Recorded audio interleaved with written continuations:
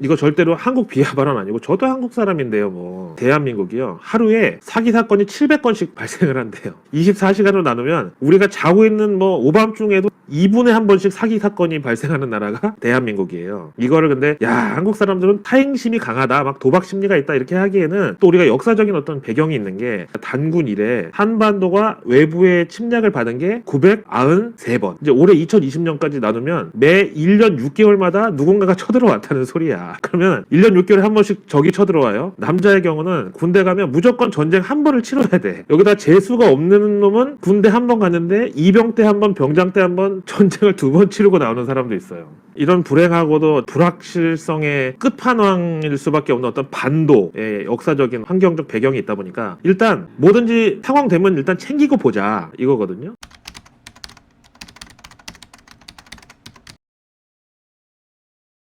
저는 그 같은 한국 사람으로서 제일 듣기 불편한 표현이 뭔지 아세요? 헬조선 동방예의지국 바로 사기공화국이라고. 이 소리 한번 보세요.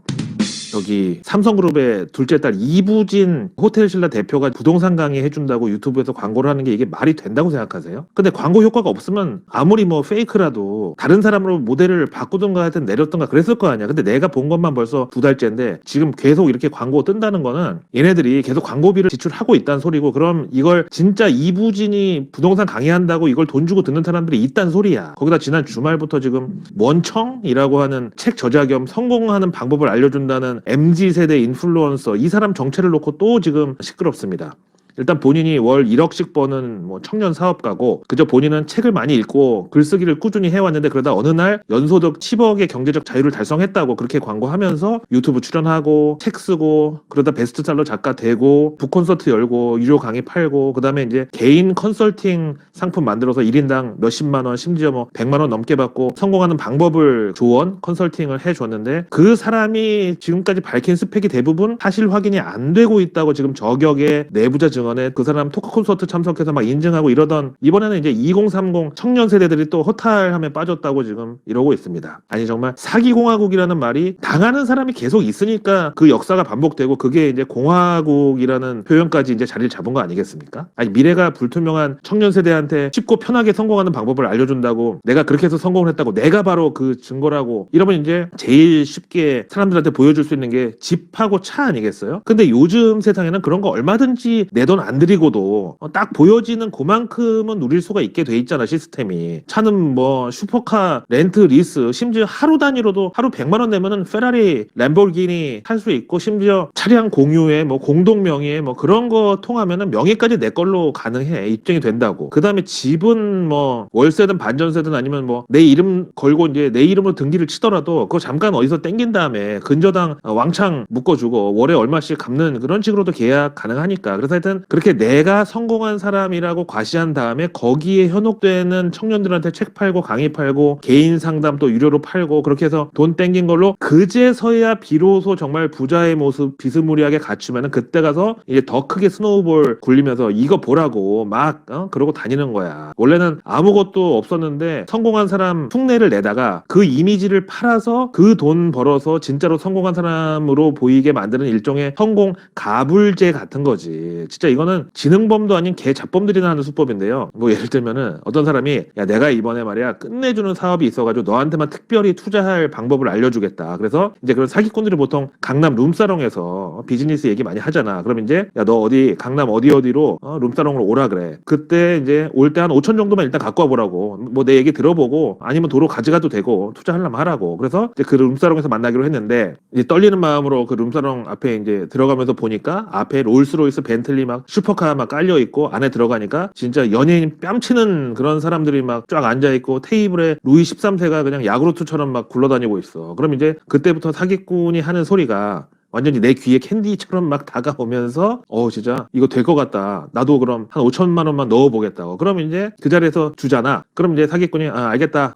연락 줄게. 너 먼저 가라 그래. 여기 내가 다 계산하고 이제 정리하고 간다고. 그런 다음에 이제 그 사람 집에 가면 그 돈으로, 그 사람 돈으로 거기 계산하고 나머지 한 4천 들고 나가서 이제 또 그 다음 호구 물색하는 거야. 그럼 결국 그 사기꾼이 부자 행세하고 강남 룸사롱 가가지고 그 돈질하는 그 비용까지 다 누구 돈이야? 아, 누구긴 누구야. 바로 내 돈이고 내가 대준 거지. 근데 이게 지금 청년층만의 일이냐, 뭐 애들이 아직 어려서 또는 인생 경험이 없어서 그런데 당하는 거다. 어른들은 뭐 산전수전 다 겪었기 때문에 그런데 안 당한다? 아니요. 부동산도 그런 정상적인 거래 말고 뭐 리츠 변형, 기획부동산, 그다음에 조합, 분양권 사기에서부터 뭐 주식도 멀쩡한 그 상장주 말고 공모주, IPO, 비상장, 회사채 아주 그냥 난리야. 특히 이제 지난 코로나 때 유동성은 넘쳐났는데 사람들이 어디 쓸 곳은 마땅치 않고 또 돈도 많이 돌아다니는데 어디 투자할 때 알아볼 곳이라고는 유튜브랑 책이 전부였던 그때 그놈의 사기꾼들이 전부 유튜브로 진출해가지고 책 팔고 유료 강의 팔고 주식 종목 추천해주는 대가로 회원가입비 받고 장사를 했어. 그러면서 자기 말의 권위를 높이기 위해서 정말 그 얕은 지식 동원해가지고 책 내고 돈 많이 벌었다고 지 입으로 떠벌리고 다니고 경제의 신이네, 프로네, 슈퍼개미네, 심지어 뭐 경제연구소 소장이라고. 아니 경제연구소면은 정부 용역이든 아니면 뭐 해외 수상 실적이든 하여간 무슨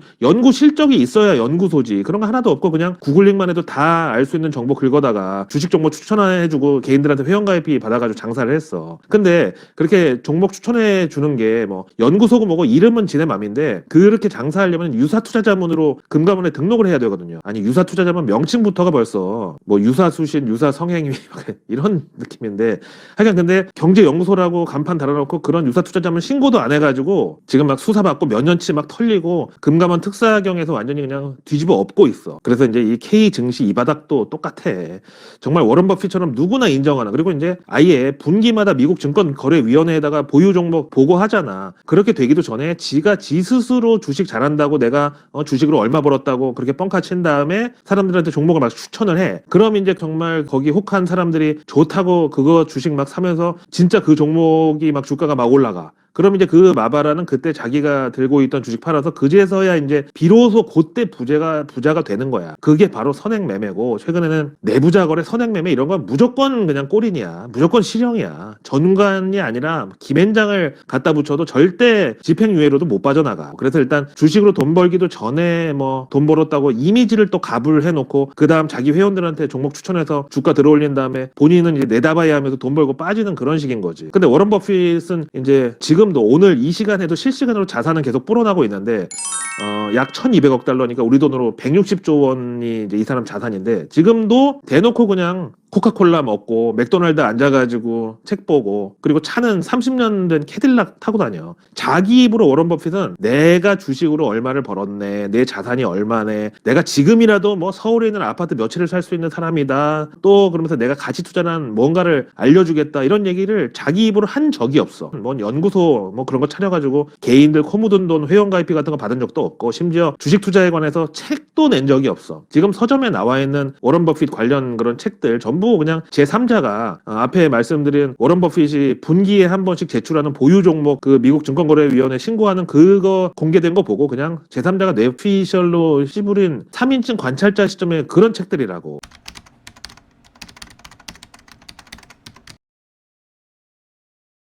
이 조이팔의 사기 수법 중에 어떤 게 가장 그 돋보였기에 정말 단군 이래 최대 사기 사건으로까지 이렇게 그 발전이 될 수 있었는지 그 스킬이 도대체 뭔가요? 일단 조이팔이라는 사람에 대해서 탐구해 볼 필요가 있을 것 같은데 네. 말씀하셨다시피 얼굴이나 인상도 굉장히 쉽게 다가갈 수 있다고 해야 되나? 약간 또 얼빠시거든요. 혹시 그래서 제가 고라니님 좋아하잖아요.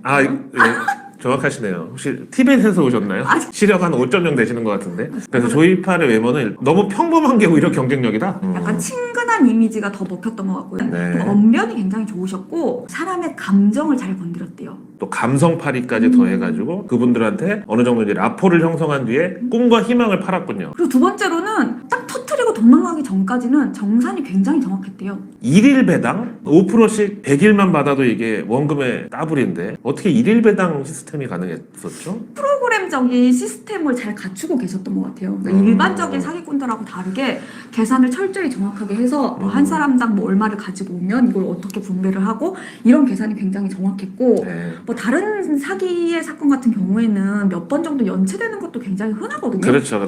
예. 배당 수익이? 근데 이 회사라고 표현해도 되나? 그러니까 이 회사 같은 경우에는 네.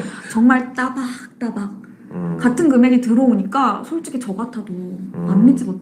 했을 것 같아요. 배당만 많이 줘가지고는 이렇게 모객이 안 된단 말이에요. 뭔가 뭐 나스닥 상장을 하겠다든지 나사 기술로 만든 콩국수라든지 하여튼 뭔가 신뢰 도구가 있을 것 같은데. 일단 조이팔레 회사에서는 특별히 사실 뭐 다단계 회사 같은 경우에는 뭐 초기에 요거를 형사 사건화 하려면 네. 피해자 또는 내부 고발자가 필요하거든요. 아, 근데 조이팔 같은 경우에는 정산을 워낙 잘해주니까 그 같이 공모했던 내부의 직원분들이 당연히 나도 이렇게 이익을 잘 벗고 있고 같이 이렇게 도망갈 각을 보이고 있으니까 내부 고발을 통해서 형사사건화 되기가 좀 어려워서 시간적으로 굉장히 길게 사기 범행이 이루어지기 쉬웠던 것 같고 그 다음에 또 두 번째로는 네.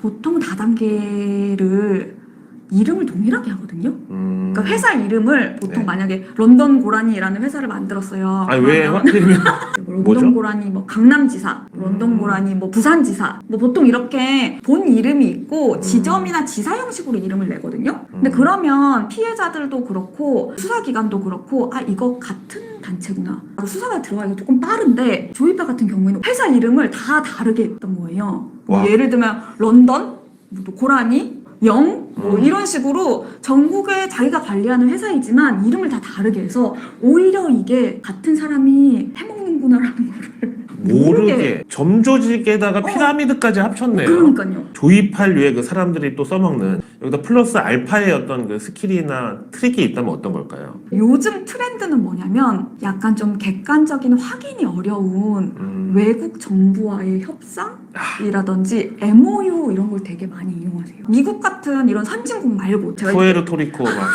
볼리비아에 나는 광산에 투자하기로 했다. 이러고. 비행기만 18시간 타야 되는데 누가 가 거기까지. 그러니까 약간 그런 정부하고 우리가 뭐가 있다라는 아이템으로 하시는 분들이 되게 많고 잘 아시겠지만 MOU는 법적으로 아무 효력이 없어요. 그게 진실로 작성된 서류라고 하더라도 네. 법적인 효력을 갖고 있지는 않기 때문에 그것만으로 이 사업이 진짜 진행되고 있구나 라든지 이게 정말 가치 있는 수익성 있는 사업이구나 라고 오해하시면 안 되고요. 계약서가 이제 혼인신고라고 하면은 이 MOU는 그냥 커플링 정도 아니면 남산타워 가서 자물쇠 정도 비유 너무 좋다. 요 정도 되는 거야. 아무 의미 없는 거야. 그 자물쇠 끊어버려요. 아, 몇 개 있구나. 진짜 남녀간의 법적 효력이 있으려면 혼인신고밖에 없다. 사실혼도 요즘 인정 많이 해주는데 MOU가 한 3장 있으면은 사실상 계약에 간주되는 그런 거 없나요? MOU는 MOU일 뿐이다. MOU는 그냥 MOU일 뿐이에요. 네. 오피셜한 확인이 조금 어려운 국가들에 가면 흔하게 그쪽 정부 인사들을 만날 수 있어요. 이것도 또 카지노에 차무식이 막 필리핀 대통령하고까지 막 밥 먹고 이런 건데. 그 사업하시는 분들이 법무법인을 이용하세요. 저는 사실 법무법인이 공모에까지 이르렀다라고 얘기하고 싶지는 않은데요. 네. 법무법인 공증을 받으시는 경우가 많거든요. 강남에 그 재작년에 유행했던 코인 다단계도 다 법무법인에서 공증 받은 그런 것들이 사고가 많이 났어요. 그러니까 공증이라는 게 사실 저랑 고라니님이랑 계약을 체결했어요. 계약 내용이 이거예요. 라는 걸 그냥 공적으로 증명을 해주는 거예요. 그게 당연히 이 계약이 수익성이 있다든지 내재 가치가 있다든지 라는 걸 보장해주진 않아요. 그렇게 해서 일단은 수익도 잘 나고 좋다고 하고 그래서 돈을 조금 넣어봤어. 근데 아직까지 올인한 단계는 아니야. 피해자가 될 것인가 아니면 난 수혜자가 될 것인가 막 본인도 생각을 하고 의심이 있죠. 근데 그러다가 발을 못 빼는 이유가 또 있어요. 일단 앞서 말씀드렸다시피 내가 투여한 만큼 아웃풋이 나오잖아요. 네. 그러니까 안정적인 그리고 약속했던 대로의 배당금을 지급받는 게 제일 클 것 같고요. 그리고 두 번째로는 다단계 회사가 원래 일정 수준에 이르려면 직급을 막 줘요. 골드 달면 다이아몬드 가고 싶고. 혹시 전직이 근데 이제 사람의 일이라는 게 아무리 조심한다고 해도 이게 어떤 교통사고처럼 갑자기 당하게 될 수 있는 게 사기 사건이고 소송이거든요. 만약에 그렇게 됐을 때 당장 그럼 어떻게 해야 되죠? 그러니까 보통 그런 일이 생기시면 뭐 변호사님들을 통해서 상담을 받으실 수도 있을 것 같고 네. 그다음에 이런 다단계 폰치 사기 같은 경우에는 금융감독원에서도 굉장히 예의주시하기 때문에 뭐 제보라든지 뭐 만약에 신고를 하게 되면 뭐 포상이라든지 이런 시스템이 조금 잡혀 있어요. 네. 그래서 금융감독원을 통해서 이렇게 뭐 제보를 하시는 것도 방법일 수 있을 것 같고요. 근데 다만 이제 피해를 보셨다면 제일 먼저 생각하셔야 될 게 뭐 민사적인 구제 수단하고 형사적인 고소 고발 요렇게 두 개를 큰 카테고리 범위 내에서는 생각하실 수 있을 것 같아요. 이렇게 법적으로 가는 거 말고 어느 정도 내가 당했다라는 그 확신이 들 때쯤 현실적으로 취할 수 있는 가장 좋은 액션이 뭘까요? 사무실 찾아가서 집기 막 들고 나와요? 네, 좀 솔직하게 얘기해 주세요. 솔직하게. 사무실 가요? 가서 여기 보증금 얼마냐고 물어봐주고 거기다가 뭐 압류를 건다든지. 근데 만약에 내가 정말 피해를 입었다라고 생각을 하면 내가 공모 관계로 의심받을 수 있는 상황을 생각하더라도 제보라든지 고소고발을 하는 게 맞죠. 근데 자기 상황이 되면 정의 구현보다는 내 피해금의 회수가 먼저인 경우가 많기는 해요. 일단 뭐 다른 사람보다는 내 돈 먼저 줘야 되지 않겠어? 나도 그 얘기 나올 것 같았어. 그러니까 이게 뭔가 이상해. 찾아가. 내가 있잖아. 이거 금감원에 고발하고 언론에 제보하기 전에 빨리 내 것만 원금만 내놔. 맞아요. 그럼 나 조용히 빠질 테니까. 안 그러면 나 이거 터뜨릴 거야. 이건 어떨까? 이거 혹시 공갈 협박으로 나중에 걸릴 수 있나요? 아이고 지들이 뭐 잘했다고. 아, 그러네. 그러니까 그분들 입장에서는 사업을 유지하는 게 더 큰 이익을 보장해 주니까 네. 그냥 그분 이렇게 주고 입막음 하는 게 훨씬 더 이익이에요. 아, 그러면은 만약에 뭐 집단 소송을 갈 수가 있잖아요. 여러 명이 모여서. 근데 그럴 때 남은 돈이 예를 들어서 뭐 한 몇 억이 있어요. 그럼 그 분배는 어떻게 돼요? 뭐 비율분으로 할 수밖에 없죠. 누가 먼저 받고 이런 게 안 되네. 네. 기본적으로는. 일단 개인적으로 쇼부를 치시는 게 제일 좋고요. 그 조선족 그 형님들을 고용해가지고 그렇게 갈 수밖에 없어. 이게 고소고발 가면 너무 오래 걸리지 않아요? 변호사님한테 이런 얘기해서 죄송한데. 전 더 이상 얘기 안 할래요. 근데 혹시 그 중에서 좀 초기에 들어간 분들은 이미 원금에 넘는 그런 수익을 받은 분도 있잖아요. 그런 분들도 만약에 이제 이 사기 사건으로 자기가 고소고발을 하면은 남은 돈에서 변제 받을 수가 있나요? 근데 초기에 들어가서 많은 수익을 얻으신 분들은 네. 법적으로 보통 공모 관계로 넘기시는 것 같아요. 그래서 사실 피해자로 특정되는 분들이 아니고 오히려 가해자로 특정되는 사람이기 때문에 그러니까 사기 사건에 공모해서 이렇게 공범으로 오시는 분들도 다 억울해해요. 자기도 자기 돈 넣었고 자기도 피해를 받았다고. 근데 본인은 본인의 피해 금액에 대해서 많은 수익을 얻은 상황이고 약간 초기 단계에 개입을 했다는 거는 사실 이 사기 구조를 모를 수가 없는 상황.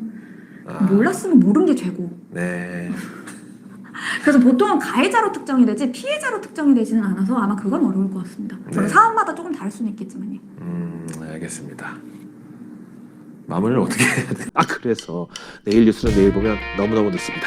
구독과 알림 설정 그리고 주변에 소중한 분들께 이 내일 뉴스 미리 보기를 공유해 주세요. 그럼 제가 아직 나오지 않은 오늘 뉴스도 아닌 내일의 뉴스를 매일 저녁 여러분들의 안방으로 직접